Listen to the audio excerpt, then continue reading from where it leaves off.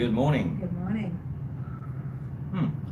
What is that picture like? Is it all a bit Washed out, getting rays of sunshine coming through? Who was in? Sally and Kelly? Yes, and somebody else, I think. Let me just check. Yeah. Somebody's just pull those doors to a little bit, huh? Sorry guys, you've got to expect it goes live 30 seconds later. No. Somebody's just delivered a knife to our room. I kid you not. We've had a very bizarre morning. It's surprising at all we've been able to start this morning. Very bizarre morning. It's just started. 10 seconds in, somebody's delivered a knife to our room. Nobody's asked for a knife. Gentleman's just rocked up. He's brought a beautiful cutting knife. We have nothing to cut. But probably somebody else has asked for a knife and they're not going to get it. You should have said no, Michelle. I didn't know whether you had because you went out. So. Well, it's been a tough morning this morning. We decided not to. It's quite a nice place we're in. We decided to have breakfast sent up to our room, and the guy turned up with a tray and a coffee in a flask. And can you hear me all right, by the way, everyone? So we got this coffee, we got the flask, a little bit of fruit and things on a platter. Very nice. Actually, my mate Scott was talking to me when it arrived. So Scott, if you're in, the flask was empty. You wouldn't believe it. It's just like, oh, the flask was complete. I thought I'm going to have a coffee. It'd be lovely. Have a cup of coffee before I chat to you all. And unscrewed the flask. I thought this is light and it's empty. And now I went down and I said, guys, the flask is empty. It's had a little bit of sort of maybe a residual of coffee in the bottom, as if they'd maybe poured it for someone else before they brought it to me. And they brought me a knife up. They did fill the flask with coffee. We have got coffee. They did. I have got my coffee. Good morning. Yes. First coffee of the morning. How are you all? So Sally says good morning. And Dirt Von Fon says it's going to be awesome. Hey, Dirt. And Auntie Y Pepe, starting with the questions, says, aloha, have you been to Hawaii? Yes, we have been to Hawaii. Love Hawaai. Only to, is it the Big Island? Big Island. Yeah. We were there for Christmas one year. Yeah, we were there for Christmas with our children, so when they were younger, so some time ago. Got this beautiful sort of lines running across, it's like we've got some special lens on. So it was quite some time ago, but yes, we have been to Hawaii, and we plan to go back there. Would love to go back. One of the reasons I wanted to do who's in? And Byron says, hi Steve, have you ever considered traveling to Sweden or Brazil? Byron, buddy, I have certainly considered traveling to Brazil. Recently, we thought about doing some. You've got a little friend, little ant. It's gone.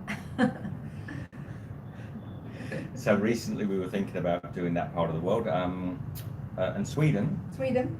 I really want to go to the Scandinavian countries. I just want to go there when the weather's good. Yes.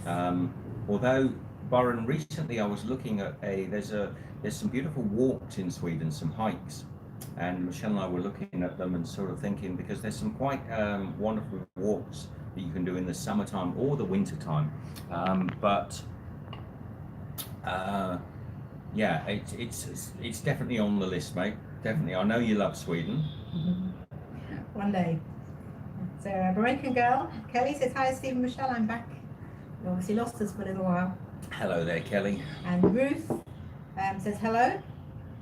Hello, Ruth. And which Ruth is that? Ruth Hurchin Han. Did I say that right?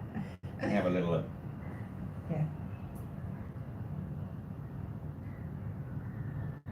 And apologies if we got your surname wrong. Yes. Ruth. Dirt Von Fon says maybe they'll be bringing some awesome food up to your room here soon. That's what the knife's for.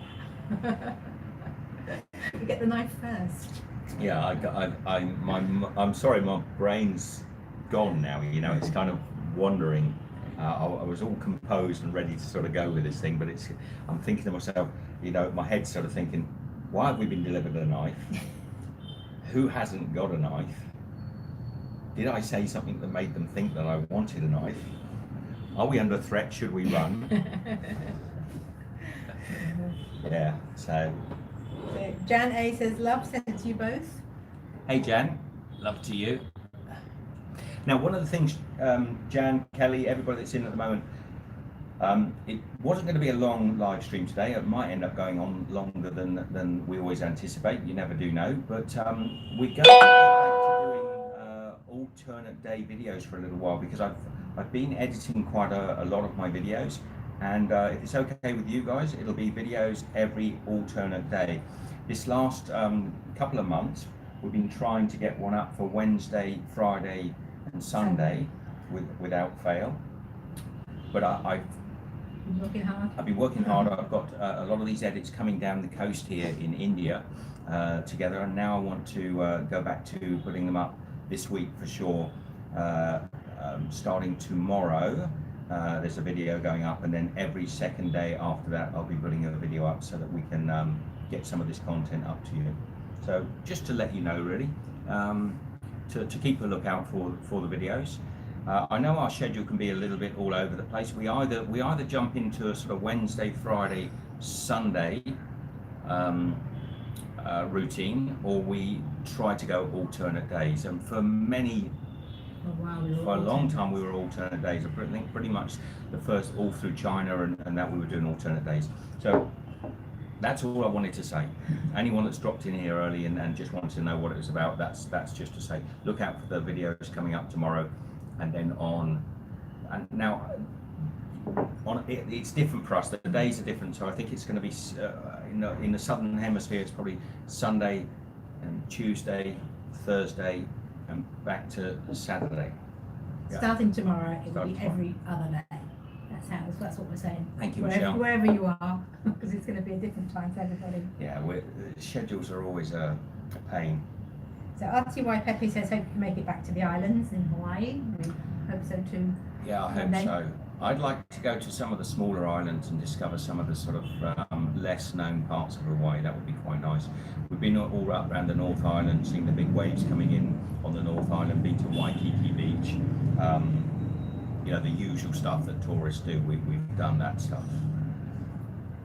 So Myanmar Rao says, where are you guys? We're in southern India, right near the bottom of India at the moment, and we've got a few things planned to do here, and then we're probably eventually going to leave India and maybe come back and do northern India at a different time, because for visa reasons, for weather reasons, we've always got to try and plan. Somebody asked me, how do you plan your trips around the world? Because we've been traveling for 5 years now, and actually I've just done a video about the backpacks that we've been using, and I'm going to be doing another video on how to pack for long-term travel, because I think Michelle and I are pretty good at traveling light.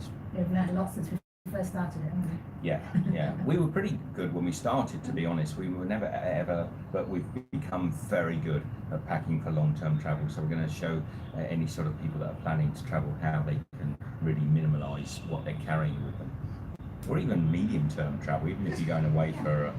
We always take too much whenever we go, when you go away. You possibly find you some people would go away for a weekend with more than we travelled for 5 years. So Kelly's asking, what's the temperature like where it is in India? Hot, Kelly. It's always hot. It's always hot. Probably it's morning time here. We're probably already getting up to 30 degrees Celsius.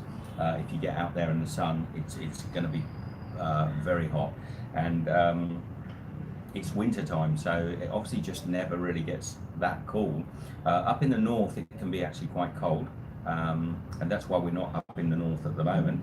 And what we'll probably try to pick a time to go to northern India when the weather is ideal. We'll get it wrong for sure. We'll get it wrong, or at least we'll try to get it wrong. So Piper Michelle, blessings from Oklahoma. Oh, hi Steve, Michelle, and Room. Blessings from Oklahoma.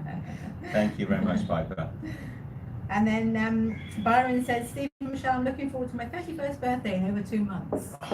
Byron. A little while yet. 2 months. Don't forget to remind me when it gets close. I always like to wish you a happy birthday, Byron.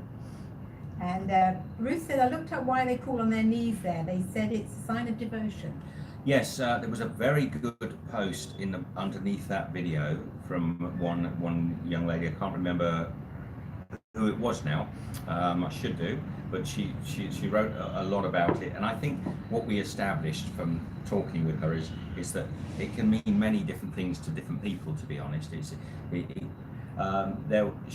she made me actually aware and think about the fact that some people may. One guy did a pilgrimage to a church because I think his father had passed away and he wanted to do it out of respect. Another person had promised if they'd recovered from a certain illness they would do the pilgrimage to a certain place.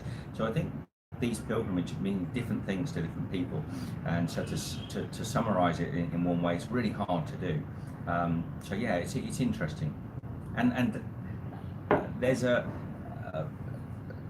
video up tomorrow which will show the pilgrims. Actually, it's a shorter video, it's only about sort of 7 or 8 minutes long, I think, but it shows all the pilgrims that we saw while we were there. It's interesting, very interesting. Bald bearded bloke says hello. Bald bearded bloke, how are you, mate? Good name. Dirk von France says that the best weather is 30 degrees C all the time. It's a bit warm. No, when you're out walking. No, Dirk, the best weather for me is about between 26 and 28. That's where I'm most comfortable. It's quite humid here as well, isn't it? So yeah, once you get up to those 30 degrees, it's just too hot to go out in the middle of the day. You know, you have this big period of time between 10 in the morning till sort of 6, 7 in the afternoon where you just can't go out. It's just too hot, particularly with the humidity as well, and everything just gets drenched wherever you go out. It's always too sweaty. So Mahima Rolls says, what kind of food have you tried yet? Don't forget the different coconut chutney dips there. We like the coconut chutney. We like the coconut chutney dips, and I'm hoping this morning I can get some wada. It's like vada, but wada. Different people pronounce it. It's like an Indian savoury donut. Yeah, I like those, and I like that with the coconut chutney. We have a lot of puris and masalas. We have a lot of, we've been eating a lot of dosas, South Indian food, the staple South Indian food. We're not really travelling to the big tourist destinations, so we're not really getting the opportunity to have food that isn't from this area, if that makes sense. It's not we're having local food. Where it's all local food, and it actually is delicious, but it's quite narrow. The style of foods that the restaurants serve is pretty much the same stuff from one restaurant to the next. There's a lot of different variations of bread, appams, prota, so various versions of a bread that's often round, either fried, steamed, pan-seared, whatever you would want to call it, and they're almost always served then with a curry of some sort. So you'll get them served with either a dal, vegetable curries, maybe a potato curry, but it's quite narrow. The varieties, particularly here, there's a lot of vegetarian food, which is really good, but you're not getting many meat options. So there you go. Byron said it's funny that it's daytime in India, while in Wisconsin it's the middle of the night and most people would be sleeping. Byron, thank you, mate. Thank you for staying up to see us. And Dwayne says, hello, Steve and Michelle. Hey, Dwayne. G'day, mate. And he says, so it's humid like Toronto. I don't know, because I've never been to Toronto, but I can't imagine Toronto is humid like this. No, I wouldn't think so. Maybe. I mean, you're being serious, but I imagine Toronto. It's pretty cold right now, isn't it? Probably quite different. And it also says, I love the fresh produce I saw there. Yes. It does look very good. Yes, the fresh produce is good, and if we were hoping to find a place to actually rent here for some months, but we haven't been able to find a place, and therefore we're going to eventually sort of give up on that idea and maybe go travelling some other parts before we plan the northern Indian side of this trip. So at the moment we're sort of going from Airbnbs to hotels, and as you've seen from the videos, but we're trying to stay as long as we can in each place to discover a little bit about it. So Bald Bearded Bloke says 4:30ish here in Adelaide, so you're in Australia. 4:30. Oh, in the evening. Yes. Yes, mate. And Dwayne says it's 11:14 in Alberta, Canada. Right. I'm guessing that's in the evening. Oh, so he does say PM. Sorry, PM. that was my fault. Yes. Okay. And Piper says food in India looks delicious. Food in India is delicious, and we've always been big fans of Indian food, Michelle and I. The only thing I would say is when you travel, if you just go to places like Goa and probably Mumbai, the big cities and things, you're going to get a lot more variety.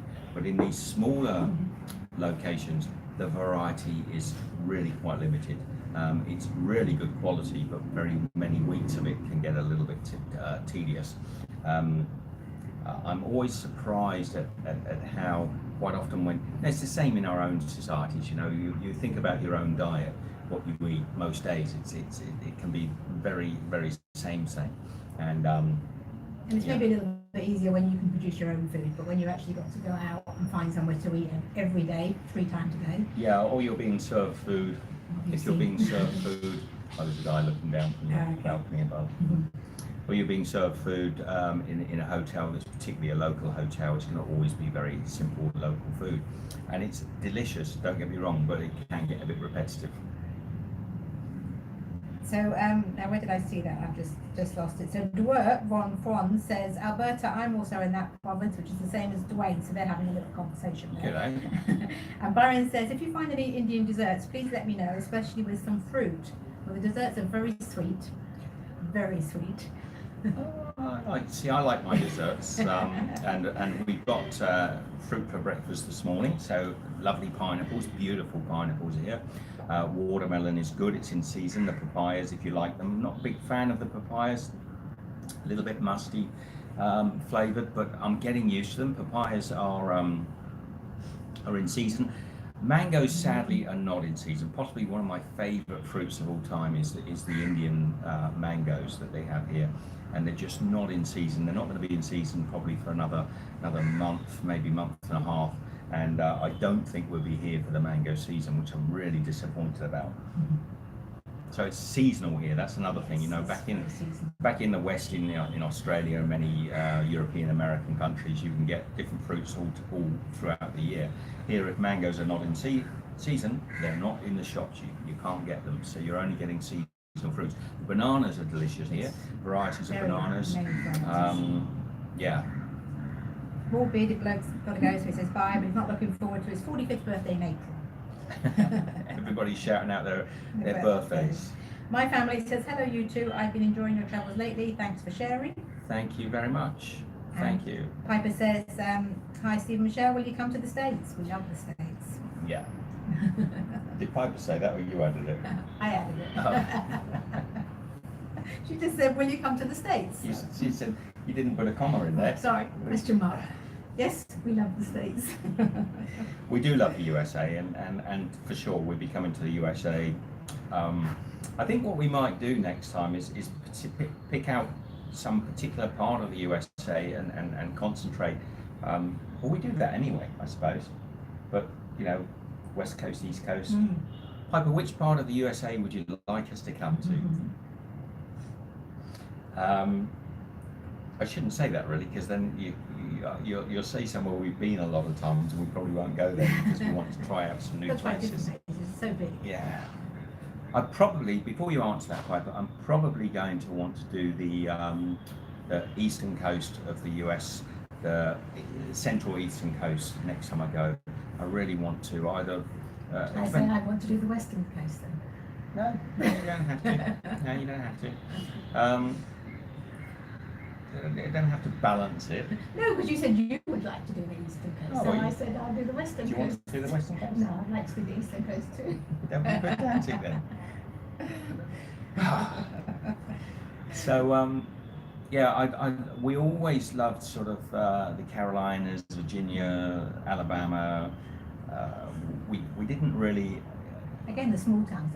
Yeah, the small towns, Savannah. Well, not small towns, but there's a lot of places that we'd like to visit. At some point, I really would like to be up in sort of New England and places like that, but right time of year, you know, probably late summer, early fall. But anyway, no plans at the moment. Is it Piper or Pippa? You can answer that. I read it as Piper. Yes, it would be double P if it was Double P Pippa. A usually, Pippa, isn't it? Okay. Dwayne says, any thoughts on coming to Canada? Yes, Dwayne. Yes. It's at the thought stage at the moment, but it is Look, there. it's not going to be this year because this year we're pretty much sorted out. We know what we're doing this year.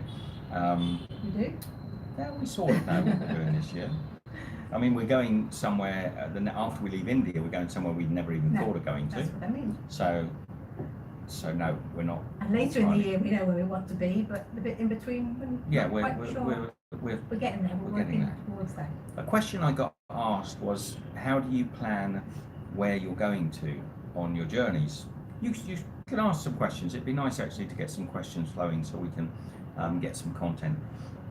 I'm going to ask Michelle if she wouldn't mind grabbing me a bit extra coffee while I answer this one. Derp says, go to BC and the east coast. The prairies are pretty boring. That's in Canada. Yes. Well, we'll take some advice, particularly from people like yourself, when we're on the way over there. But somebody was saying to me, you know, how do you plan where you're going to, and you know, are you planning always in advance? To be honest, we don't. Michelle and I, we don't do a lot of planning, and that might have been a little stronger, that Michelle. Sorry. And when they asked me, I said, well, for example, I'm not going to tell you where we're going just yet. The place that we're going next, we'd never even thought about going to. And I'm sorry to sort of leave that one hanging because I want to make a little bit of a surprise out of it because it's quite interesting. So we don't really plan. I want to be in Europe. I will say to you that I want to be in Europe in August, September time. For one particular reason, Michelle and I have got something really exciting planned for us. Hopefully it will be for you. Got something really exciting planned. So we want to be in Europe for a few months towards the end of the year. Apart from that, and that may not even happen, you know, it may not happen, but yes, it will, she said. It almost certainly will. We're really stoked about this adventure. So that's something we've got planned for later in the year. We're in India at the moment, as you know from the vlogs. We're trying to keep them as up to date as we can. We're really trying to keep everything quite current, so that you can so that we can talk to you about what we're doing as we're doing it. But where we go after here, imagine, I mean, look at the globe. This is all Michelle and I do. Look at the globe. No, India's here. We're heading towards Europe. What's in between? We're not going to go from India to Hawaii with all respect. We can't just afford to keep bouncing around everywhere. We do have limited funds and limited sort of like. And sometimes it does, you know, we sit having a look, and there's a cheap flight, a cheaper flight to a certain place, and we think, okay, well maybe we'll go that way because it's going in the right direction. Yes. You know, so because quite often you want to go from A to B, and it could be quite expensive. You'll look at the globe and you'll say, right, in between here and where we want to be in, say, August, September time, there's all these countries, and we might look at the flights, and that may be, you know, the cost of flights may certainly influence us, and we might decide to go to somewhere we never ever considered going to before, as is the case for where we're going after India. But really, really exciting stuff for us. Quite often when you look at a place and you suddenly think, oh, hadn't thought about that before, you realise, well, surreptitiously I've thought about it many times, but I've never really considered it on this trip, and you get quite excited about it. So Piper says, if you're close enough to me, I would give you both a food tour, and it's Piper. Piper. But where are you, Piper? You still haven't said. Well, Piper, that would be really kind of you. We would love to meet more people. We're a bit lazy. Well, I'm a bit lazy on social media. I don't reach out to enough people, and probably I should do. You know, Dwayne's talking about if we go to Canada. Piper's now saying if we're in the US. Having someone local in the place It where really we are, would help. it does Yeah, make it it really would easier. help, and we should probably take more advantage of that. I'm always sort of saying to giving advice out to my buddy Scott in Bangkok. Scott, if you're watching, while I'm talking about it, there's been a very tragic shooting in Bangkok, a mass shooting, something we're not used to hearing about not in Bangkok, sorry, in Thailand. Yeah, my heartfelt compassion to anybody that's affected by that.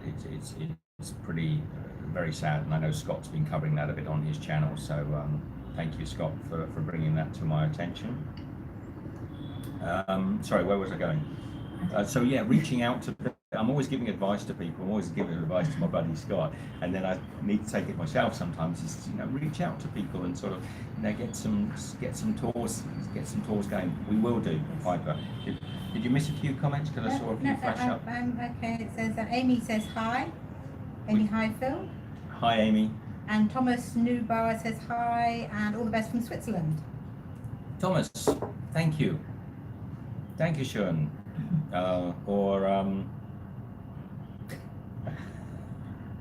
My French. Merci. Merci. Piper says I'm in Oklahoma and from, I think that's South California. SoCa? No, it can't be. Yeah, isn't that the short for South California? Yes. Yes, I think. No, that's Carolina. Oh, okay. I don't know.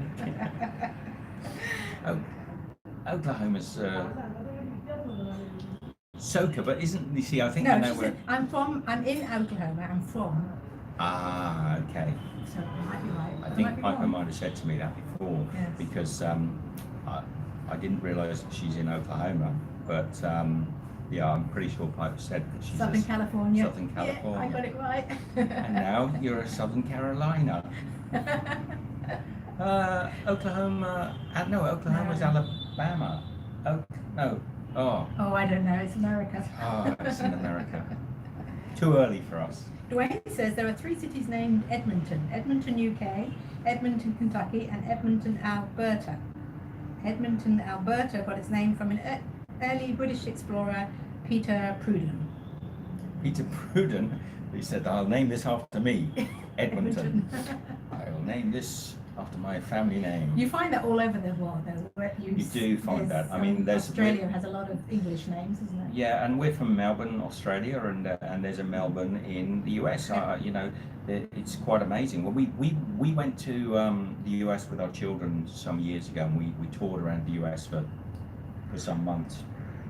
And, excuse me, I'm a bit. I haven't had my breakfast. That's the problem. We toured around the US, and it was amazing because we did what's known in America as gray lining. That means staying off the interstates, and we've always been like this, always stayed away from the big towns. We'll do that bit now, aren't we? We drove. Yeah, we're doing it here in India. So we drove all around the US in the little grey lines, and we would come across towns. We'd come across Jerusalem, and you think, what? Jerusalem? Places that were named all over the US that are named after other parts of the world, and you think it's quite interesting, particularly when you go up into New England and places like that, which I haven't been to yet, and I do want to desperately to go and visit during the fall. Would be nice. There's loads of places named after different parts of the world, not always the UK, even some places French, some places Spanish, some places Dutch. I see Dwayne says Peter Prudden named Edmonton from the UK, city of the same name, so obviously that was where he was from. Probably where he was from, Yes. And I've never heard of Edmonton in the UK. No. To be honest, Dwayne, I've never heard of it.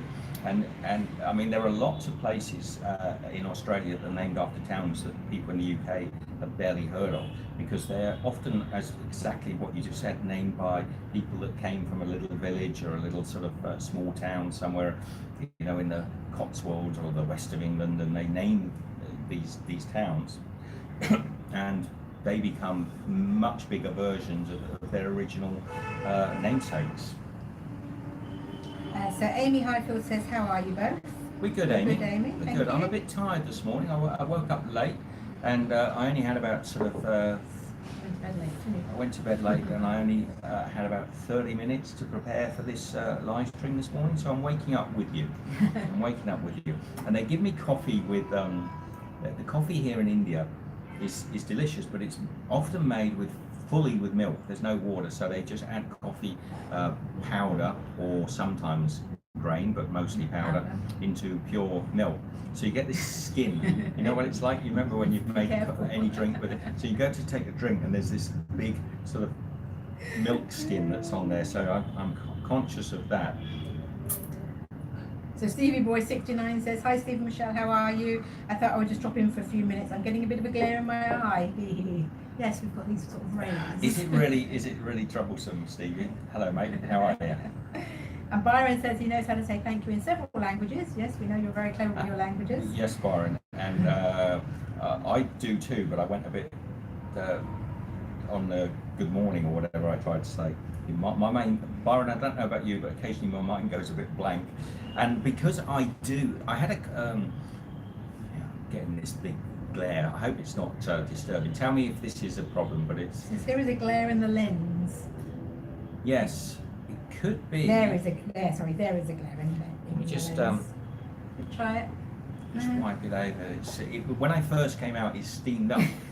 I sat out here, and the lens just completely steamed up. But I had a comment, like one of those sort of trolly comments you get. Somebody, I think we were in China, and somebody said, you know, you always speak in English to everybody you meet, saying hello. It's so rude, you know. You get this occasionally. You're so rude, saying hello to people as if they should know how to. And they're getting all aggressive. One of these silly comments. Generally, I just leave them there for you guys to deal with, or I delete them if they get too obnoxious. But you know, we try to learn a little bit of language in every country we go to, and the problem with that is because I speak a little bit of many different languages. It's just like it's a jumble up there. And sometimes I'll particularly between Germanic and French speaking places, I get confused.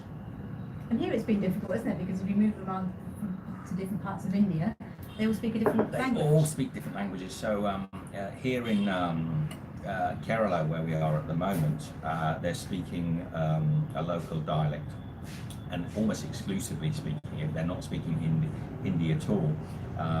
So amongst themselves, if they don't speak the local dialect, they speak English. They speak English. So because there are other people from Tamil Nadu, from Kerala, from the north of India, they all speak English together because they can't understand the local languages.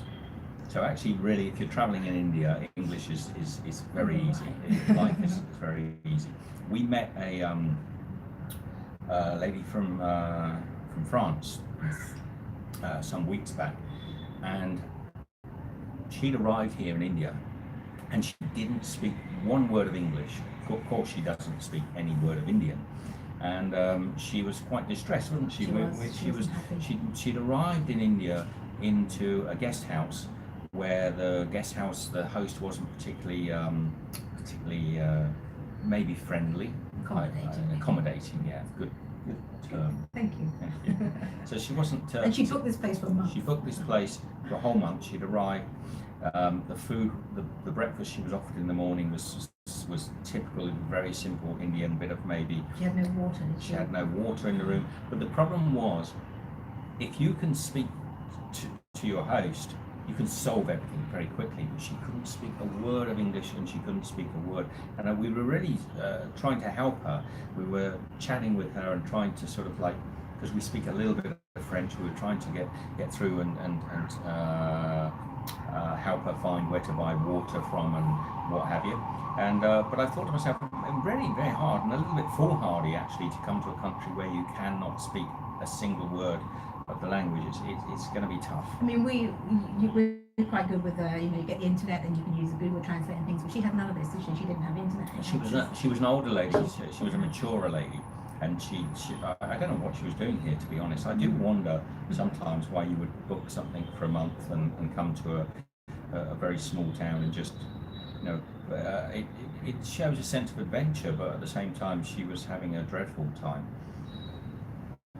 So Rastarum says good morning from California. Good morning, Rastarum. And Jan A said probably a lot warmer where you are. It's 2 degrees Fahrenheit here. That's 2 degrees below zero. It's, I'm guessing 30, maybe a little bit above 30 where we are, Jan. And Stevie Boy said looks like we may be getting quite a bit of rain, which we need, Jan A. The other day it was over 46 Celsius. Yes, this is... Stevie, I thought you were in... You're not in Melbourne, are you? No. It's over Perth way, I think. No. Correct me if I'm wrong, Stevie. I forget which state you're in, but this is Australia for you. Australia, the weather can get quite extreme. 40 odd sounds like. Is it in Victoria? Yeah, I think Victoria. Wait, yeah. That's Victoria for you. 45. I bet you tomorrow, Stevie, it'd be 22. It's crazy in Victoria. The weather we get can be so extreme. You can get these extremely hot days, which are perfect for your bushfires and things, and they can go on quite often for a few days on a trot. Not often for that long before they suddenly go down to sort of 25 or 22. So the swings are pretty high. He said there's 2 oil gases. One's in Queensland. He's in Victoria. Yes, mate. I know. I thought you was in Victoria, and when you said 45, I thought, yeah, that sounds about right. My kids say the weather's been a bit up and down. So Dwayne says my late maternal Polish granddad knew 8 languages. Oh, so he was. What's the word for that, Wayne? Linguist. No, there's another word that people speak many languages. Wayne will tell us. So Ed Straker said, hi Stephen Michelle. Ed, how are you, mate? Hope you are both well. We're very good. Yeah. English is about 33%, French and English is about 33%, 33% German, can't go wrong. What's that? I think that's talking about knowing different languages. If you know English, French and German, then you're set. Yes, to be honest, no, I speak German to a reasonable degree. I can speak a fair bit of German, and I've never been able to use it anywhere in the world. It literally... I never knew you spoke German so well until we actually visited Germany many years after we were together. I found used it, have you? German. No, there's no way you can use German really. And the Germans also speak very good English. I've travelled all over the world. The real useful languages for travelling are Spanish, well, English obviously, Spanish. If you can, a little bit of Chinese, a little bit of Mandarin. They would be your strongest languages for traveling around the world. German's a lovely language. Love Germany, love you Germany, but it's not a good language for traveling. Nobody speaks it outside of Germany. So Ed is saying a polyglot. Is that what you were thinking of? Exactly what I was thinking of, Ed. But Dwayne said he was multilingual. I like multilingual. No, I was thinking of a polyglot. Polyglot. Polyglot, yeah. Yes. It means somebody who speaks fluently a great deal of languages. I think there's an exact description. Maybe Ed could put the dictionary definition up for us if anyone wants to read it. So Dwayne says a sibling of mine is fluent in German. Yeah, I mean it's a. I love the German language, I suppose, and I love the French language and the Spanish language and the Portuguese languages. Yeah, I do like languages. But anyway, I got a bit of a bashing from somebody, and I thought to myself, they telling me off because I was saying hello in the China videos when we were talking around China. Look at him, foreigner coming in there talking, saying hello in English to everybody he meets. It was the unwatched anything. And he wasn't a subscriber, wasn't a follower. And I think I wrote back to him, I said, it's called being sociable, And what you see on camera is not always either what you see, if you're with us all the time. We do try to make an effort to speak the local language. I must admit, probably India is the laziest I've been, because everybody speaks English. It is. But I say, it's that little issue of because we've moved around a bit, they don't speak the same language. Yeah, probably actually India's the laziest I've been language, and I really thought I could start learning some Hindi until I arrived here and realised that everywhere we've been so far they don't speak Hindi. So Stevie Boy's asking, just out of interest, does the coronavirus concern you? We touched on this. We touched on this last time, Stevie. It actually doesn't concern me, and I was talking to my buddy Scott about this. They're all worried about it a lot in Thailand and things. The coronavirus, as it's frighteningly titled, is a variant of the flu. It's for years when I was younger, the Hong Kong flu used to come out. It was always called the Hong Kong flu. Always came out of Hong Kong because it was the only gateway into China. These were flus, variants of the flus that came out of China, always came through Hong Kong. It was the first place ever it emerged. And you used to get your flu vaccinations many years ago, and they could never really vaccinate against the Hong Kong flu because it was a strain that by the time it came into the European countries or anywhere else in the world, it was, it burnt itself out. By the time they got the vaccinations ready, because even in the West, in Europe, the flu is continually, the flu virus that we get is continually evolving, and more people, the bird flu H1N or whatever the last one was called, they always called the frightening scary flu that came out some years ago. When they started talking about the numbers of people that had died from the flu, in England, in Australia and things, if you look at the statistics, how many people died from the common flu, it was 1,000-fold. Like maybe 20 people died in the UK and 150 died in Canada. But during that same period, like 3,000 people died of the common flu in the UK in the same period, and 60,000 died in the USA from the common flu, because the flu is extremely, as if you ever had a proper flu and not just a man flu, it is extremely demanding on the body, and if you're old or frail, or if you're young, or if you're a little bit sick, the flu can very easily kill you. Well, that's why they offer the flu vaccine to all the That's why, things, that's why pensions are often the it's a flu different vaccine. one, isn't it? They have to keep bringing different ones in. Yeah, because the strain keeps evolving each year, they keep doing. And what happens in China is different versions of this flu vaccine come quite often, and I won't go into the whole detail, we'll maybe do it another time as to why it always occurs in China. And it comes across, but if you look at the actual statistics, and the only people that do really well out of this are the big corporate vaccine producers. There's one particular one, I think it's Pfizer, or one of the ones that their stocks, if you look now, their stocks have shot up since December. They get heaps of extra money out of this sort of stuff. These flus, they come out, they kill people, because yes, they're constantly saying, it's killed 300 now, it's already killed 300 people. Actually, if they were to, right at the same time, have another guy, anchorman, sat here saying the common flu has killed 70,000 people in December in Europe alone, you'd be like beside yourself with fear. And when you look retrospectively at the stats, when you start to look, and they say, Scott was saying to me today, he's like the first American died of the coronavirus. They always say this, but it's quite often either somebody who was living in Wuhan, I think in this instance it was, or it's somebody from China who's in. So when a lot of Canadians died, for example, and Australians from the last big outbreak, they were frequently of Chinese descent. I'm not being but they were often coming from, and they were frequently quite old and frail. Now, somebody may always be able to argue that and say there was a doctor in China that died, and there's a lot of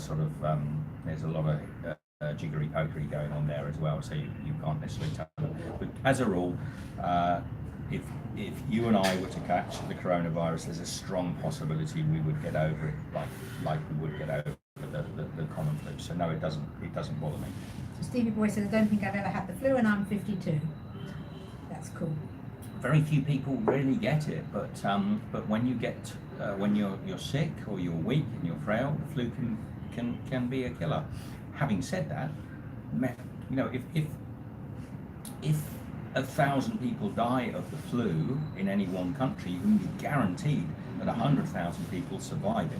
You know, it's the numbers are quite small. So it's hysteria about the coronavirus, and no, it doesn't bother me, not even in the slightest. I'm nowhere near Wuhan, and the numbers that would possibly come into China will be very small, and this will be history, as every one of these other viruses will be. We'll be talking about it retrospectively within 3 months from now. Once the summer comes through, the warmer weather comes through to these places, it will be history, and the only clapping their hands will be Pfizer and the big who are selling vaccinations to stockpile for governments all over the world. And this happened with the first avian flu virus. There was a French vaccine company that sold billions and billions and billions of dollars worth of vaccines to all the big countries in Europe. Vaccines that only last about 18 months. They have a shelf life of about 18 months. They sold them en masse. The countries bought them. They actually even built a factory. They said to the European Union, I think it was at the time, if you want us to build the vaccines, you have to give us sort of $6 billion to build a new factory. And they built the factory. They made the vaccines. They went stockpiled them in the United Kingdom, in France, in Germany. They stockpiled these vaccines. 18 months later, they were in the skip. They just get all thrown away, and these companies, they do very well out of it. So no, shouldn't get me on that subject. Jelly Duck says, hope you guys are doing Jelly the Duck, same. how are you, buddy? Keith Cunningham says, eat more healthy red meat and animal fat to maintain your immune system. Well, eat healthily in general, yes. Jelly Duck, the first time we ever met that I can recall, It was the same as my recollection. I think it will be, was actually on, was in, what town in the US was it? In the Palm Springs. Palm Springs. On, what was the platform, Jelly Duck? You Now, I remember You it. Now. You Now. When you had a little stint on You Now. There's been so many platforms to come on there, haven't there? I'm sure that's probably still going. I'm probably You Now still going. I just can't be bothered to juggle them all. It's just too many. So yes, everyone's talking about SARS and things like that, but we're going to get off of that. Yes. Yeah, I'll talk more about it. If anyone wanted me to do one particular long rant about it, I can put a shirt and a sort of collar on and sit. And no, I wouldn't do that. No. But I have had a great deal of experience of this particular. And we lived in Hong Kong for many years, and I can remember the outbreak of one particular year and some of the crazy stories that go around it. And if you get me onto it, we would be going on for hours, so I won't. Any questions? We should just say the reason why we come on to this, to do this live stream, because you said it at the beginning. All right, okay. Recap. Recapping why we're doing the live stream. I've been editing like crazy. I've got a lot of the content here from South, more than I expected to have, so I want the videos to go alternate days. I want to go back to doing sort of every second day.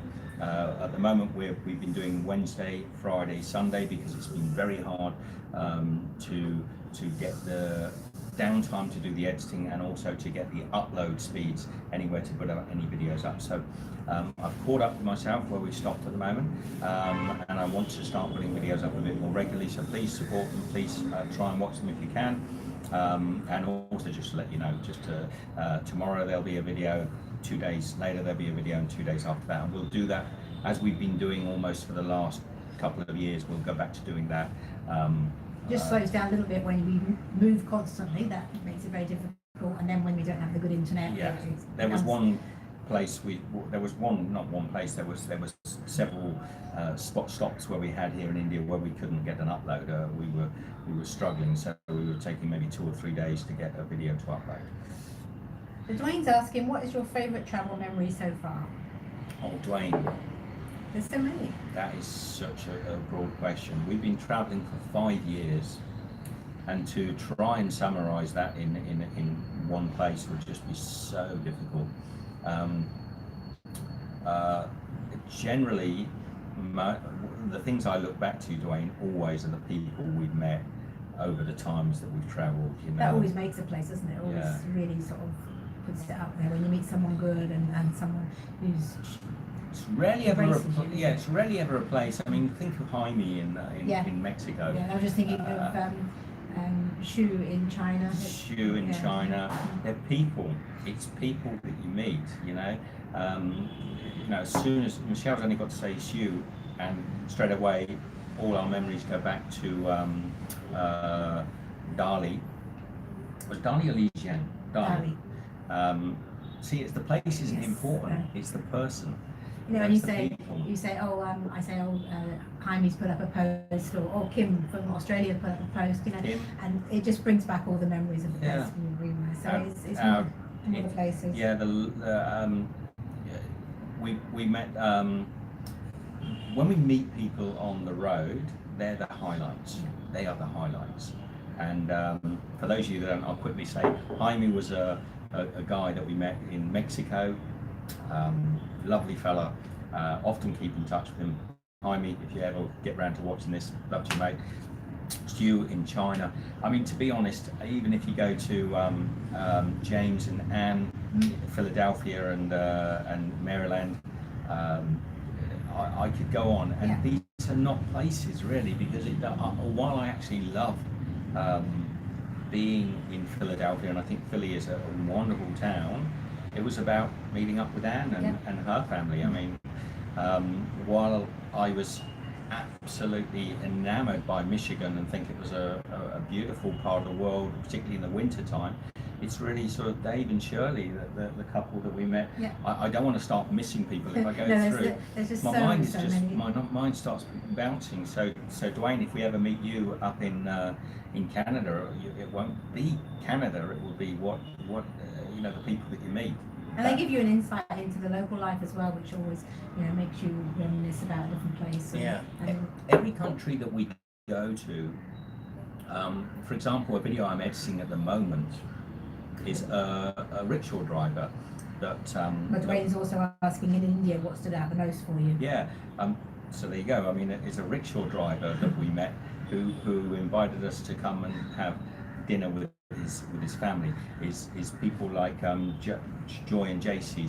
It's a couple that we stayed with. It's the people right now where we're staying now. It's all about the staff that are in this hotel. It's all about the people that we're meeting in this hotel. Lovely people, and there be the memories. Bricks and mortars and streets and things. Food is important, but it's important for the moment, And quite often we find the best food when we know somebody who takes us to the best local food. Yeah, but you won't remember particularly the food. I mean, we went with James in Maryland for a foot-long at Aunt Sally's or something. A foot-long hot dog. At the time, we weren't really filming this stuff, so we didn't share it with you guys. But it was fun. But it was being with James that was and the young lad in Japan who took us to that.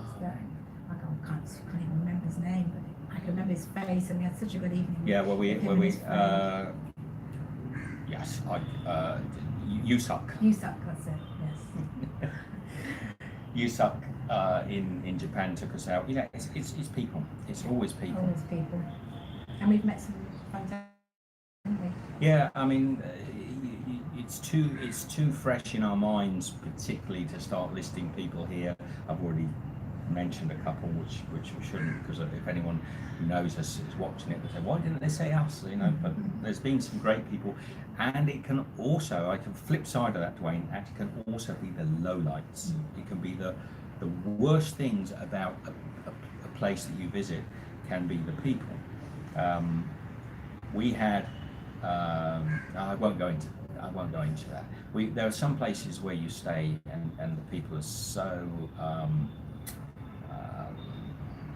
not unfriendly, but unfriendly, that they can make a place that's wonderful seem dreadful.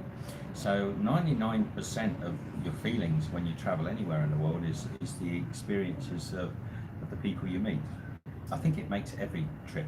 Imagine you go to beautiful city like Florence, or maybe you're going to Barcelona or Madrid or somewhere like that, you stay in a hotel and the host is just an absolute grimacing, miserable so-and-so, your memories of Barcelona, your memories of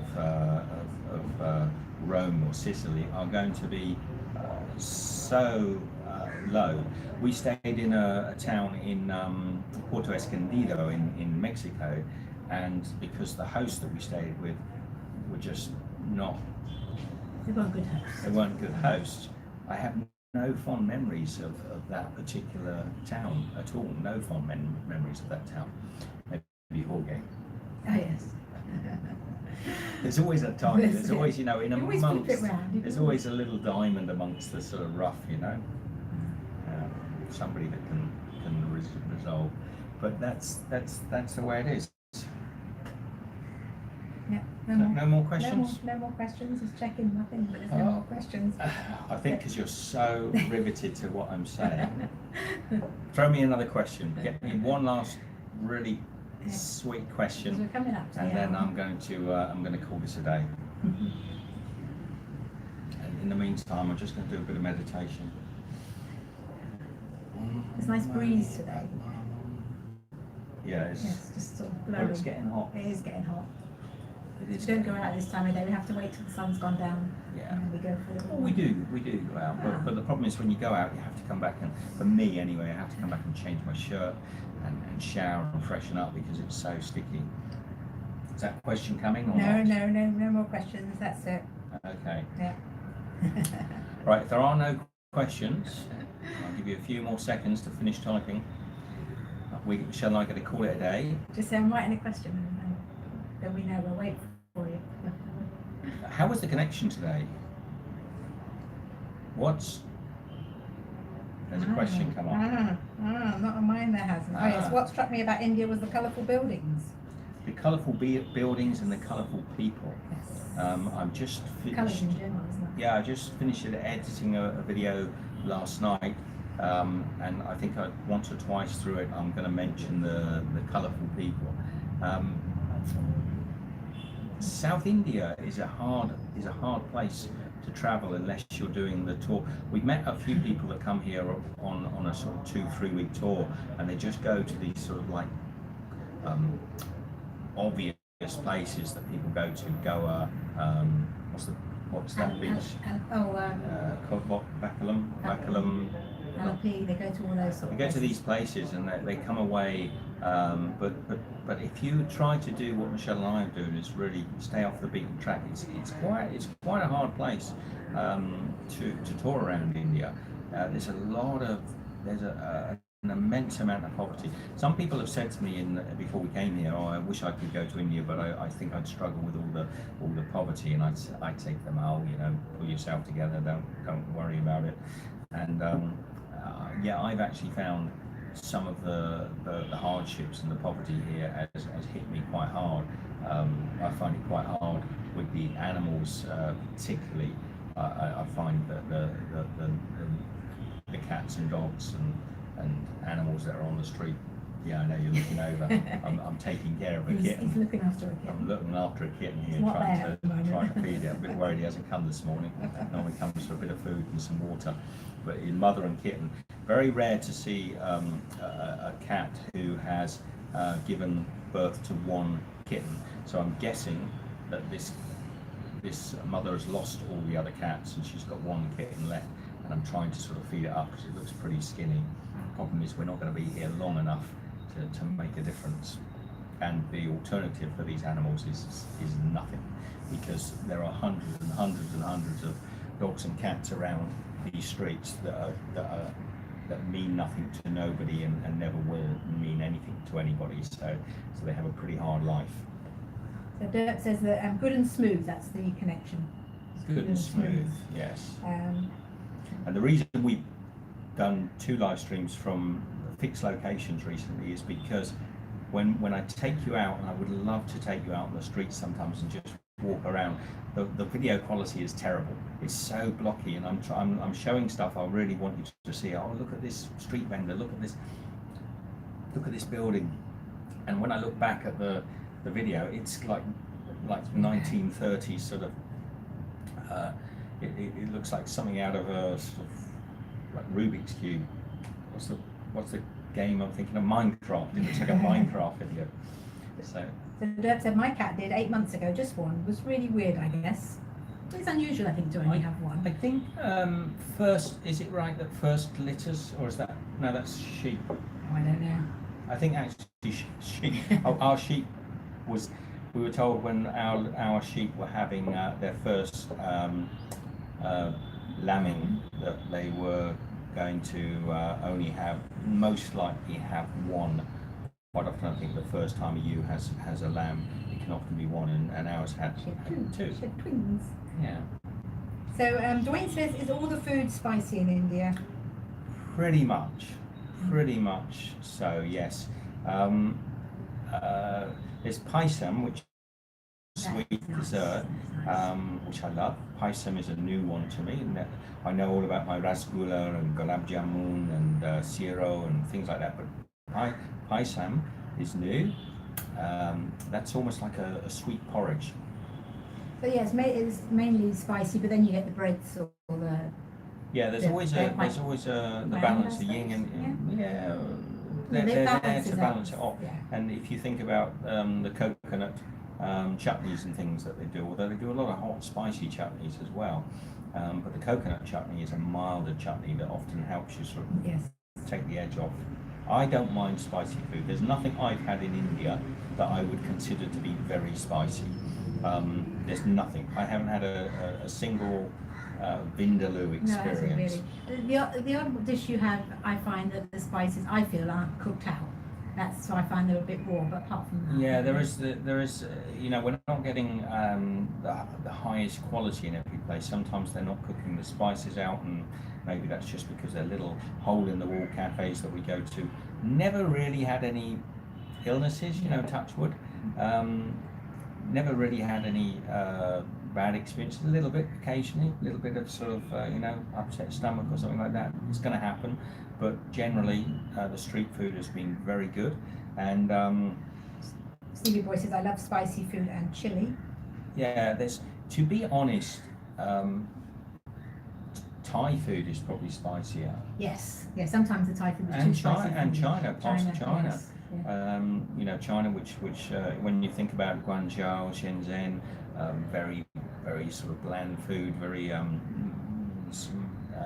mono-flavored sort of food. But when you go into the west of China, or Wuhan for that matter, I'm teasing, but when you're in the west of China, some parts they have some very spicy food. But I'd say the Thai food is a lot spicier, and maybe in the north we'll find it more spicy. But when you think about Indian food, and we talk about, some people say I can't eat spicy food, but you have to remember a lot of spices are not hot. It's only chilies really that are hot. You know, you've got your star anise, you've got your cardamom, they're all spices. Nothing hot about cardamom or cumin or turmeric. These are all turmeric's a root, but they're all spicy foods, but they're not hot. So there's a lot of spice in the food here, but not always that much chili. So I'm a Doll says, hi Steve, you have a great life. I admire the fact that you're able to live as you do. Thanks for sharing your adventures with us. Thank you. Who's that? I'm a Doll. I'm a Doll. And then it also says, so we can expect some cooking videos featuring Indian food soon. Possibly not soon. I'm not sure when I'm going to be able to sort of share some of this back to you, but I'm making notes, and I've learned a great deal about Indian food. I've learned a great deal more than I expected to learn, because I already know a fair bit about Indian cooking, but actually almost everything I'm learning here is completely different. Dwayne says, I'm originally from a large farm. Seeing cows in the streets is an eye-opener. Yeah, seeing cows in the streets has become, commonplace to us here. We don't even give it a second thought. But when you first arrive and you walk down the street, and goats as well. It's cows that side, goats that side. Goats, and a lot of the shop vendors just throw all their food out. So all the vegetable shops, they just throw it on the dirt on the streets here in India is a real problem. Our hotel is quite an upmarket, nice hotel, but just step out onto the streets. It's like, if you could imagine like a big landfill site you see sometimes people picking through landfill, and that it's almost every street seems to as if it's just on the edge of the landfill, and everything's just blown all over the street. There's dirt everywhere. And here in the south, and I don't know if it's the same in the north, they're endlessly, I can smell it now. See, I can smell burning. They're burning on every street corner, even in a city. We're in a city right now. They're burning just piles of rubbish. They stick their plastic bags on there and burn it. And there's an endlessly sort of little bonfires burning, smouldering, and never just like in a neat little pile in a patch in the middle of a field, just up against a wall, up against a building, just sort of smouldering away, and it's smouldered for hours. So I can smell now plastic burning in the air. There's a real rubbish problem in India, something that people say to me that, oh, they're starting to get on top of, but you wouldn't think that. You wouldn't look at the streets here and say, oh, they're getting on top of it. You'd think they've lost control. We were in a town that I decided not to film, a bit like Goa, just a few days back, Kovalam Beach, and that was different. This is where you go out, I'm going to use Chinese there. This is where your foreigners go to. Those streets in that tiny little area, probably about 3 streets wide, were clear and clean, and they were not burning rubbish. Wait. But less than 100 yards from those streets, it was completely different. And because it is so hot and so difficult to get around, a lot of the people that stay in areas like Kovalam never leave those 3 streets. It's like that person commented how they come to India a lot, but they're driven everywhere, they stay in high class hotels and visit, I don't know what they visit, but they don't actually see all the dirt on the street because they don't actually get out and walk and Yeah. see.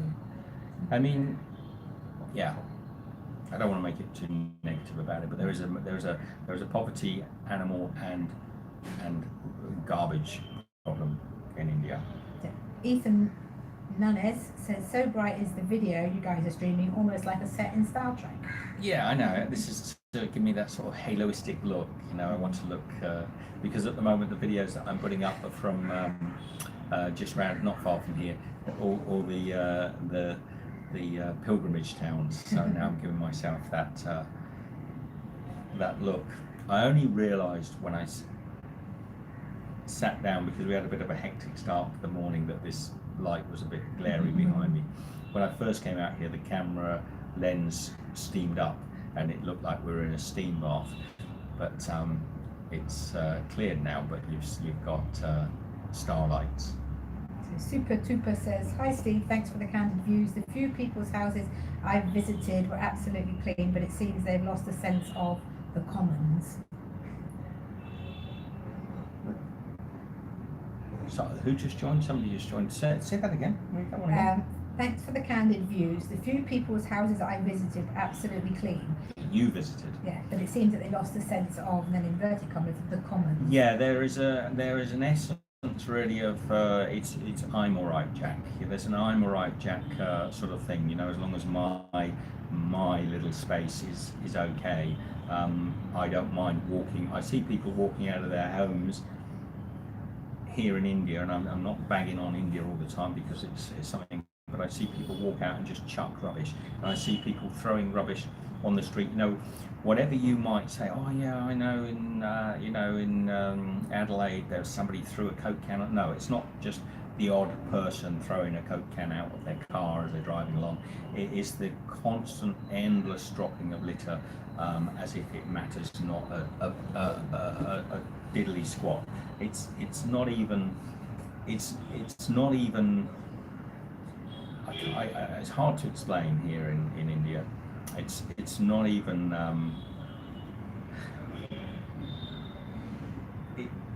It's as common to throw litter on the street as it is to. I can't even think of anything more common. I can't even think of literally everything is just thrown on the street. Everything. As you would go to your trash can at and put things in your trash can. You know, you finish with a can, you finished with a thing. It's as common for people to just drop stuff on the street as that. Everything, just endlessly, and that really can affect. There isn't a niche, cranny, or crook, nook, cranny, or there isn't. I'm just going to jump in. M Naughty NA says, cheers from Perth, WA, Steve OJ. Quite know what the Steve OJ is. Steve O. Angeli's in. Hi, Steve and Michelle. I just made it. Hi, Angeli. Angeli, hello. Sorry, I'm talking about rubbish on the streets down here, Angeli. And you'll like this one. I've got to go back to this one. I'm saving it. Can you do a video on traditional medicine, Ayurvedic? Maybe. Who said that? Ed. Ed, maybe. Maybe Ed. Let me see what I can do. I'll get his head thinking. Yeah. Dwayne says, what is the dairy products like in India? How are things like yogurt? Yogurt's great. The yogurt here, there's a great yogurt culture. Obviously, lassi itself is a yogurt-based drink. Yogurt culture. You like that? I like that one. Never even thought of it. And curds and yogurts. And the milk's good, isn't it? And the milk is really good. I've just had my coffee this morning from Ipanas, the beans. This is my little Indian coffee bean cup. The coffee here in the hotel and most places on the street is made with pure milk, no water, so they just add milk, and I love that. It does make it, they generally sweeten. I've just had a cup of coffee this morning that is unsweetened, but it tastes sweet because, of course, you know, lactose is a form of sugar, so it tastes sweet. The cheese, the paneers, the cheeses and things, there are quite a lot of curd products, not as many cheese products. I certainly haven't come across a lot of cheese making, which is a little surprising, and certainly they do make a lot of home food producers here will make simple cheeses, like similar to a ricotta style cheese, but you don't often see the sort of big wheels of Edams or cheddar cheeses and things like that. But yeah, very good dairy. Very good dairy. Now, I was reading recently, because I did wonder, why are there so many cows on the street? You know, why are there so many cows on the street in India? And I was reading something in the Indian Times, and they were saying that what happens is there's quite a big dairy industry over here. And of course, when a cow gets to this is apparently true, when cows get to a certain age, they're not producing milk. The farmers, rather than actually process that animal, they often just let them go. So there are certain towns where a lot of those cows are actually, you know, they were just released by the farmers. Angeli maybe would know if that's true. It certainly was written in the Times of India, I think. I read that. We were talking, I think it was, not sure if it was Ed or not. Somebody said earlier about all the cows on the street. It is bizarre. And they're almost always cows, rarely bulls. You know, they're always female cows, milking cows. Now in Kerala here, where there's a lot of goats on the street, I think one of my videos a few weeks back, you'll see a woman dragging the goat into the house, and I think they probably milk the goats. But I do believe that the goats in Kerala are generally owned by some of the poorer castes, some of the almost nomadic, no, not nomadic. There are some areas that are even poorer than where we've been staying, and those families own the goats, and rather than actually looking after the goats and feeding them and keeping them out in the fields, they just let them out onto the streets, and those goats will walk around and eat everything. They'll clear up all the stuff that the veggie shops don't use. The veggie shops will throw them out on the street. The goats will be sort of like climbing all over the stuff and eating That's it. what Dwayne's asking, what do these street cows eat? Yeah, they eat What's on the street? anything. I mean, and anything and everything. You I mean, they occasionally walk through a market and they'll sort of help themselves to bananas. yeah, and, they'll you know, they they'll get steal shooed away they'll by- steal stuff. The market traders, a lot of markets here in India, actually some of the bigger markets anyway, not the street markets, have barriers up to stop the cows from going into them because they would cause havoc. So, you took that out. There's a little bit there. So I'm very dry this morning. Sorry, guys. You should have water, but I think you can finish the coffee before it goes cold. Yes. Thank you, Michelle. So yeah, it was interesting to know that a lot of the goats that were on the streets were belonged to families, and they would there is a video that I've also just finished editing. I don't think it's up yet. It might have been today. No, I don't think it's up yet. You'll see a guy butchering goats on the street, and he's actually nothing too graphic, but the goat heads are on the counter. And these are the goats that roam the streets. They're obviously used for mutton, and these families just let them roam the streets. Cows, the same. They rummage through all the bags, and they'll make to be honest, they make quite a mess on some of the streets. They cow pats all over the place. Angeli, is it the same up in Mumbai? Is it up in the north? Is it much the same? Cows on the streets everywhere? She was saying, it was a comment from Angela saying that some NGOs are caring for the cows. She says it's very sad, Steve. Once the cows stop producing milk, they let loose. So I feel very sad, but there are NGOs caring for such cows. Yes, I read that and I thought that was sad. I mean, and it was a monetary reason. The farmers don't want to. I think the cow itself, because the cow is sacred in particularly. Andrew said cows are revered here, so generally no one touches them. No, and where there have been farmers that then once they come to the end of the milking period, they actually will kill the cow and use it for meat. Those farmers have been attacked. They've been literally beaten up, and their homes have been attacked. So because the farmers are afraid to process the milk, they just open the gate, let the cow's not producing milk anymore, and they let it out the gate and let nature take care of it. So that's a little worrying. And I was saying, Angeli, it does trouble me, the animals on the street here. I've got a little just over the balcony here, a little pussy cat, little baby cat that I'm taking care of at the moment and making sure it's getting water and food. It's actually getting dog food because it's the only thing I could find, but I'm feeding it. Loves it. They're what's the brand? Pedigree biscuits, little biscuits. They're small ones. Cat food, dog food. Yeah. It's much the same. So Dwayne says, so that's where the term sacred cow comes from. A holy cow, possibly. Holy cow, Batman.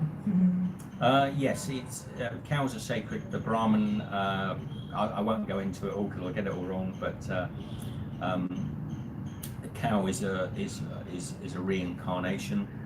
In some parts of the faith, it's a reincarnation, so it's never touched because it is your ancestors, and so you've got this tendency to revere the cow, and it's beautiful. I mean, generally the cows look quite well cared for, unlike we saw a lot of camels on the beach, and they all looked like they had mange, and it didn't look very nice at all. The cows themselves, and they're cute. They got personality. You do wonder, and one cow I saw going up to a car and almost sort of like knocking it out the way, and they've got these huge, great big horns. You do wonder how often people's cars get damaged. Yeah, because they rub up against them. They rub up and scratch against your car, and and if they want to, they can just like puncture a hole straight in the side of your car. I'm sure some days you must come down and find a big sort of graze along the side of your car, and it's the cow horn. Yeah, I was getting to your comment there, Super Trooper. You were next. It says, it's just coming again. Hang on. What's your favourite street food today in India? Top 3. Top 3 street food. I think I really enjoyed. You might have seen the video. Is it up? I've got to remember if I've put the video up, but the banana. Chips? No? Oh, banana chips. Yeah. Oh, there's a lot. There's Oh, you're a lot. thinking of the parathas. Parathas. Now, I didn't know where he was going. yeah, no. In the Indian community in Malaysia make a roti canai, roti from Chennai, and they put it with bananas and sugar, and they fold. I've got a sweet tooth, you're going to find that. So they fold it over and they make it, and they make it here as well in the south of India. So I love that. It's prepped for you on the street, served on a newspaper, chopped up. Delicious. Absolutely delicious.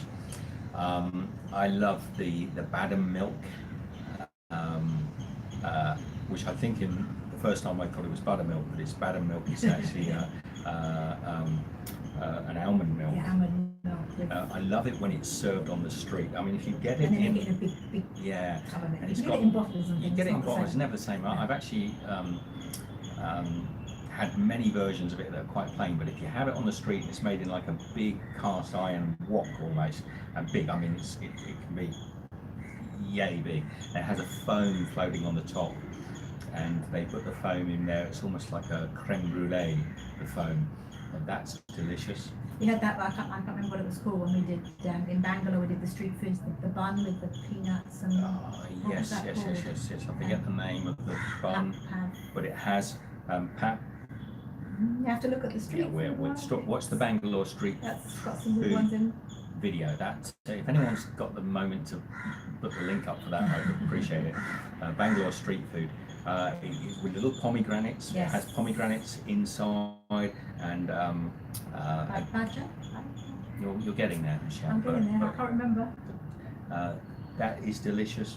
We had a very good. I enjoyed the masala dosa that we had just outside Pondicherry in that little place that we sat with, Yeah, I can't remember that. with Anna.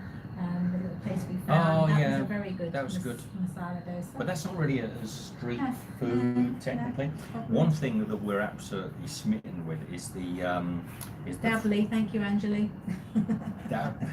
Dably or Dably? Dably. Dably, that's right, Yeah. Angeli.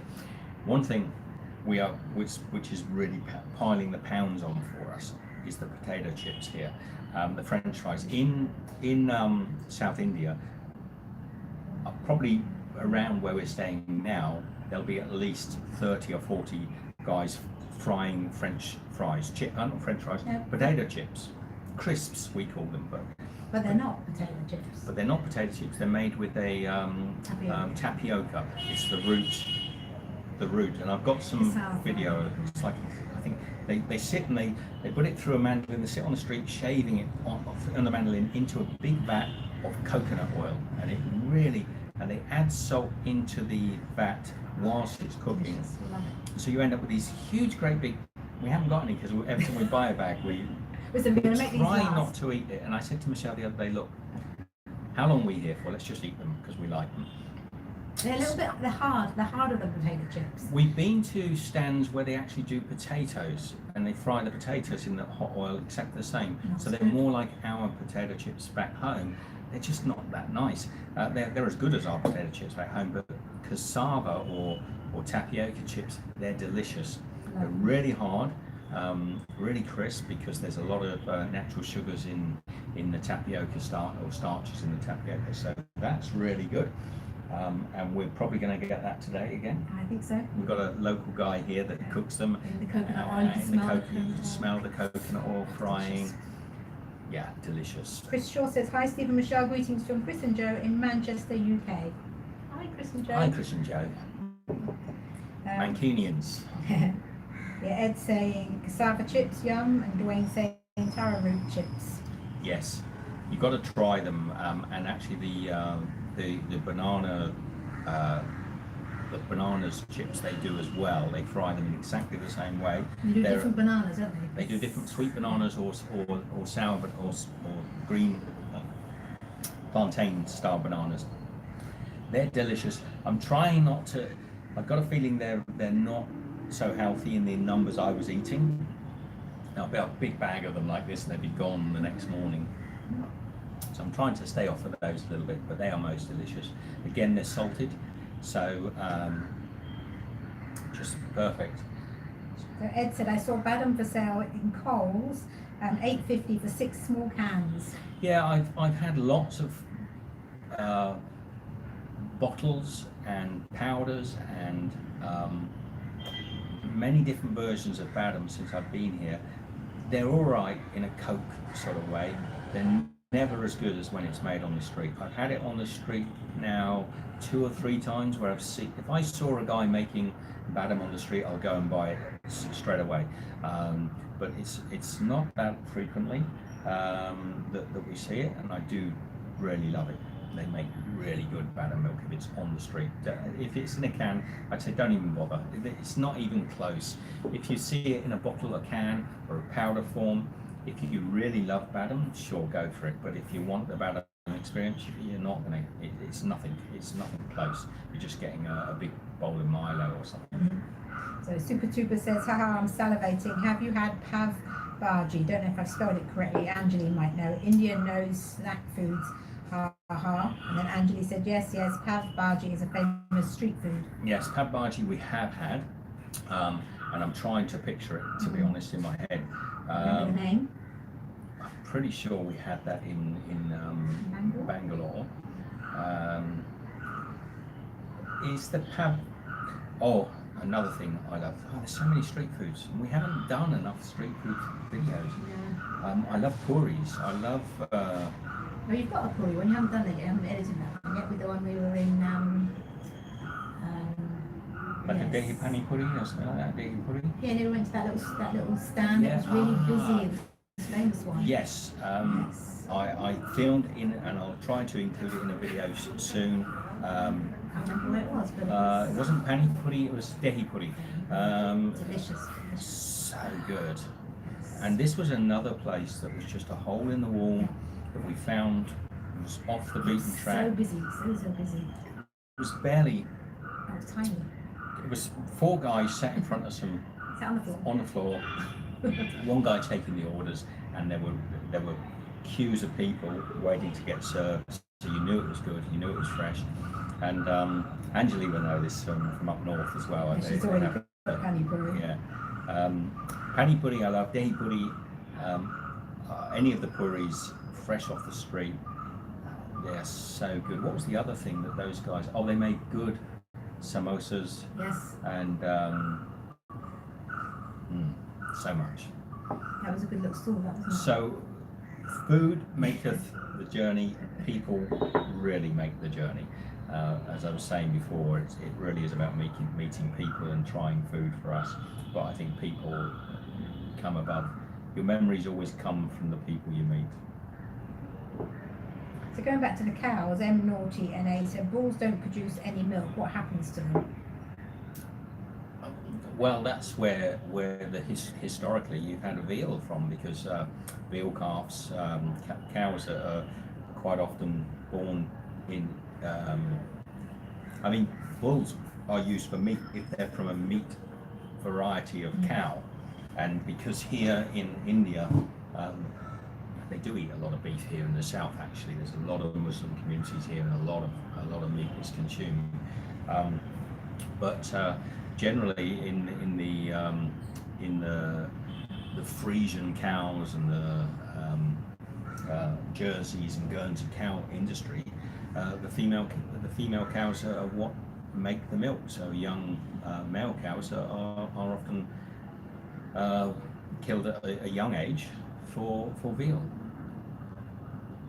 And that was one of the things historically when we were younger. People were very anti-veal. You know, there was a big backlash campaign, particularly in Europe and Australia. There was a lot of demonstrations against the cruel practice of producing veal. Veal, for those of you that don't know, is veau, which is French, is a young cow.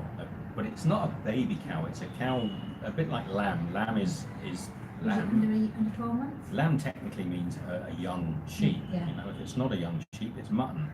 And veal is a young cow. So for all of you that are against the eating of veal, then you should also be against the eating of lamb, because lamb is also young sheep.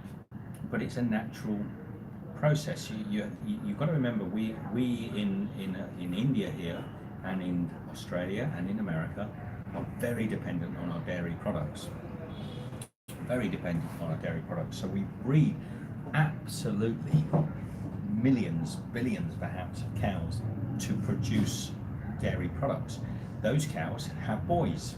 The boys are of no value to the farmer.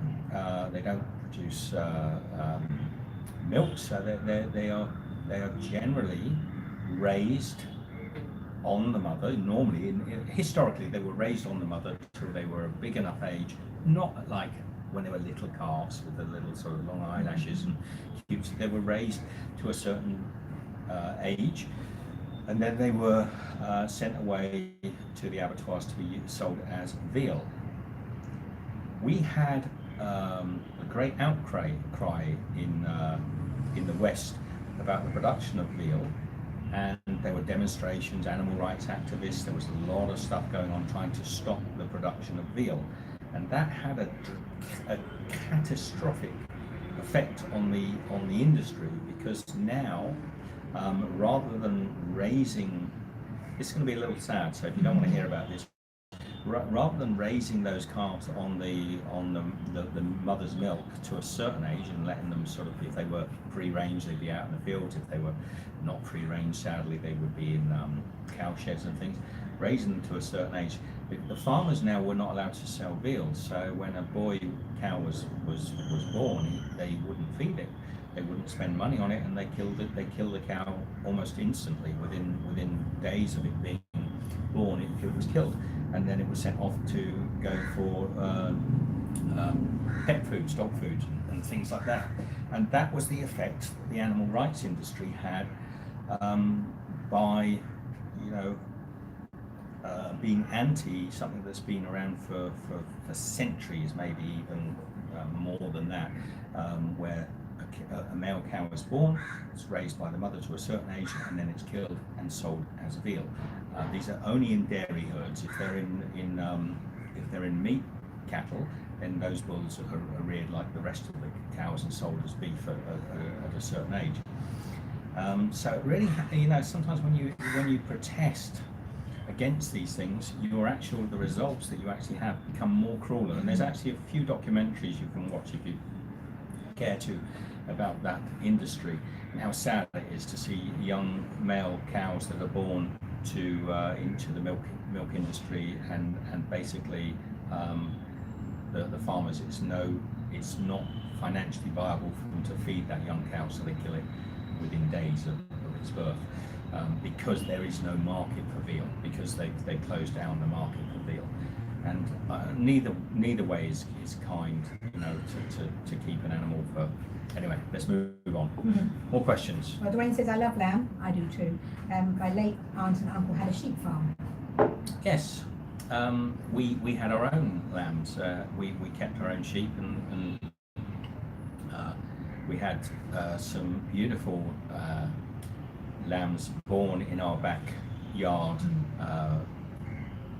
And we watched them. We were up late watching them waffle hour. Yeah, we raised 3 lambs. We bottle fed 3 lambs and raised them up, and then one of those had twin baby lambs. Yeah, so we love lambs also.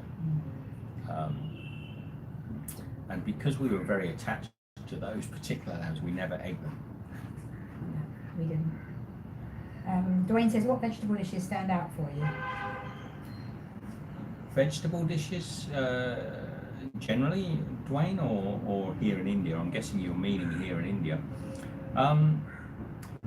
In the south of India, the vegetable dishes are very few, and although many of the dishes are vegetarian, the vegetable, one thing I'm really missing is a beautiful bowl of mange tout, or some sort of like maybe cauliflower cheese or something, something that everything we have around here that's done as a vegetable is done in a curry sauce of some sort, in a gravy, as they say.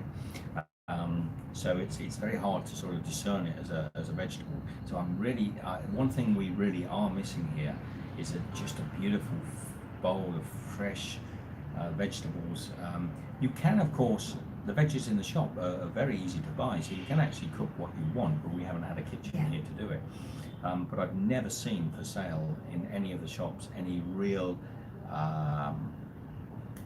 like just lightly fried lady's fingers in a sort of garlic sauce, a little bit of butter. I mean, it makes you salivate talking about it, because it just in this part of India it doesn't exist. The vegetables all seem to be cooked up in a gravy sauce of some sort and served in various. They possibly are in their own homes, but to actually what's served is always in a gravy. Did we have any? We did have some vegetables, didn't we, with the fish, with the rickshaw driver? Did we? We had rice. Anyway, I'm not gonna. Whilst I can tell you a lot about the foods I do like, then and strangely enough, a great deal of the people in this area are vegetarian. I'm not going to particularly pick on vegetables if I don't think they prepare vegetables in the south of India the way we like them, and I mean, I don't mean overcooked, boiled sort of collie, broccoli and Brussels sprouts, but I mean like a nice bowl of sort of mange tout, just slightly crispy with a little bit of butter maybe on them, a little bit of olive oil. So you've virtually answered super duper questions. As a vegan, India was an Epicurean paradise. Had no idea they could do so much with veggies and spices. Any thoughts on new dishes you're planning, or too early yet? Too early yet. Yes. But I would say, as a vegan, you would possibly struggle a little bit in India, to be honest. I think if you put your blinkers on and assume that everything is vegan, you might get away with it. But actually, very little consideration would be given to the vegan way of life, unless you particularly went to Jain temples and Jain food producers all the time, because although there's a lot of vegetables produced here in South India, a lot of vegetarian dishes, very few of them would give consideration to veganism. So there will be, there will often be a lot of ghee, a lot of butter, a lot of naan, a lot of eggs and things going into products. So yeah, I would say vegetarian, yes. Vegan, you're going to have to keep asking. You're going to have to keep asking. I suppose that's what they class as pure veg, isn't it, when they say that? I mean, you do see those occasionally, but they're not. Yeah, I don't know. I doubt if you went into a pure veg place, there wouldn't be a lot of butter used in the cooking, to be honest. And if you're vegan, butter's no. Yeah, true. So I don't think even the pure veg places would even consider a vegan diet.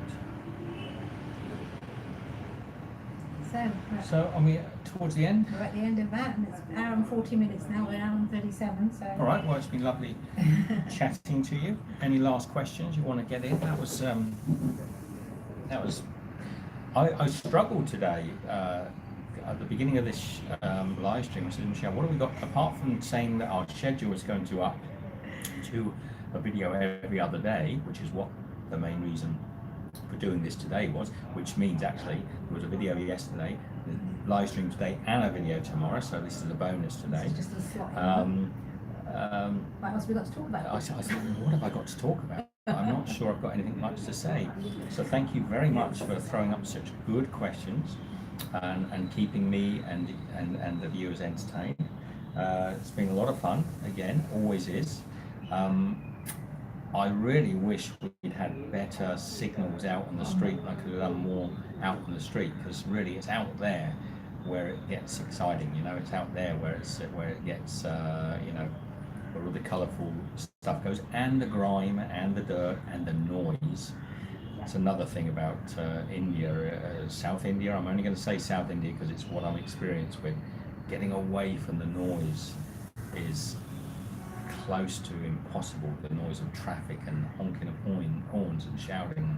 Which is why you've done a lot more of the walkthrough videos, where you just, because you can't live stream, just take it out and done it that way. So Dwayne said this was a great live chat. Cheers everyone. And Super Trooper said, thanks so much for sharing. You got me into baking with the Nutella star bread. It was an Xmas hit. Yeah, that's it. That's good. We've got a lot of cooking planned for the future. A lot of stuff that we will eventually get round to doing. And We are. Oh, Anjali, I will say while I've got, if you're still there, Anjali, we are not going to do North India on this trip. We're just going. We need a break from the heat, so we're going to actually. We're heading to slightly cooler climes, not in North India. I think what we're going to do is sort of try and get ourselves some downtime somewhere and revisit North India in a future chapter of our lives. And it probably won't be this year, maybe next year. I can't be sure. So Anjali suggests she's in. Hi Anjali. Hi, Angela. And M Naughty NA says, Stephen Michelle, you're looking very relaxed and healthy. Enjoy the rest of your day. Thanks for the great uploads, Jay. Thank you, Jay. So I was excited coming to India as could possibly be. I'm equally as excited as to where we're going next. India is a big country, so I think it's better to do it in. We've done a lot of the south and we've experienced a lot. So I feel we need a change before we go up north. I feel that we need a completely different cultural change. Otherwise, if I get to the north of India and I feel there's any similarities, I'm just going to be comparing like for like. Let's have a bit of a break and then. Some of the places up north I really wanted to go to are too cold at the moment for us. I do want to go to Mumbai and Delhi and Kolkata, and there's a lot of places up north we want to go, but it'll have to wait till another time. Who knows when? Not 100% sure, because every minute at a time people keep saying, oh, you should go here, you should go there, go to Brazil today. People are saying go to Canada. You know, there's so many places we want to go. We've got some really fantastic places to go in the next few months that are going to be just awesome. So Piper says, have a good day, Stephen Michelle. It's night for me. Good night. I look forward to your next adventure. Good night, Piper. Good night, Piper. And Krylovic says, how long have you guys been on vacation? Is it difficult to get passports for longer vacations? We're not on vacation. Who's that? Krylovic.